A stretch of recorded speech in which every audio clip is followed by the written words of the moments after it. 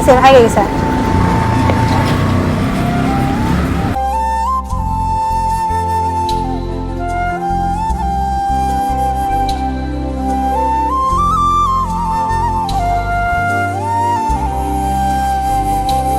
ورمي وقفت بحي حيد وبيجي يا بس السعودة عكت سكتي صارت وقف كبيراني لكن والله هذا أقول بدنتها قفتان هنا كهر معهن قفك وحواي مركا أبالشي كوبك كحرنا والله بالله ورهينا قفتها كنت بتجاه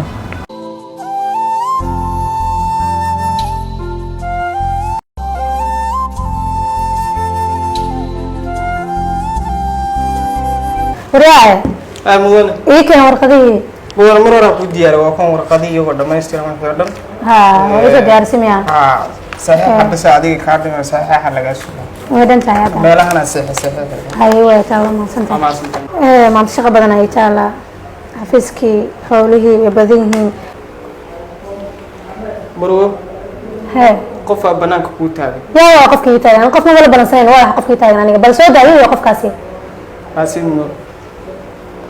قف ولا بنسين بالساك أيوانيا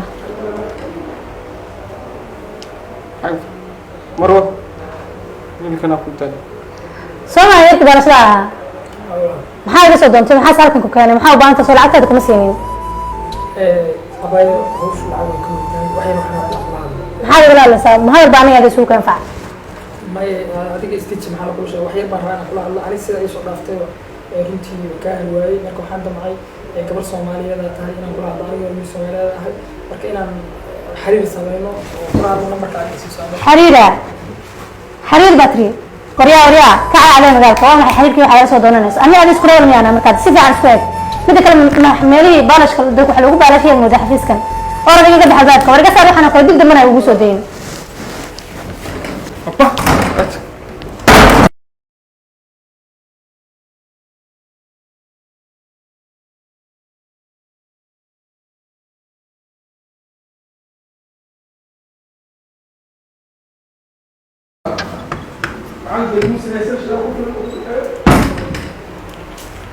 marwa galab wanaagsan warqadaan ku wada oo maamulka korkaaga yimi xilligan laga bilaabanayo heshiiskii maamulku uu ka laabtay xilligan laga bilaabanayo shaqada fasaxa ka tahay warqadiina waa kuwan shaqada maxaa laga saaray maxaa galay wixii dhan waxay ku saxiixan warqadan ma igu ciyaaraysaa maamulku wuu ciyaaray laakiin warqada fiiri waxa dhan warqaday ku saxiixan xilligan laga bilaabana shaqada fasaxa ka tahay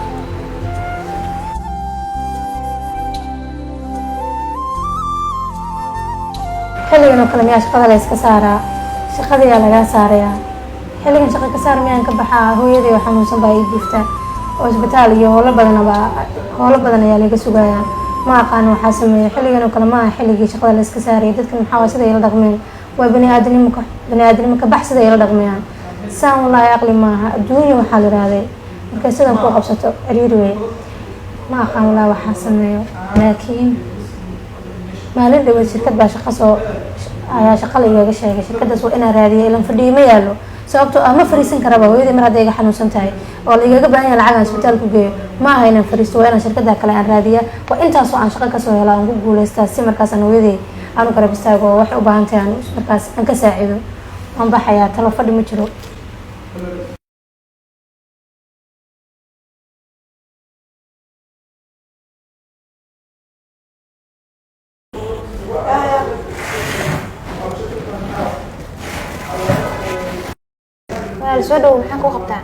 والله سنت دواء شركتنا ayaan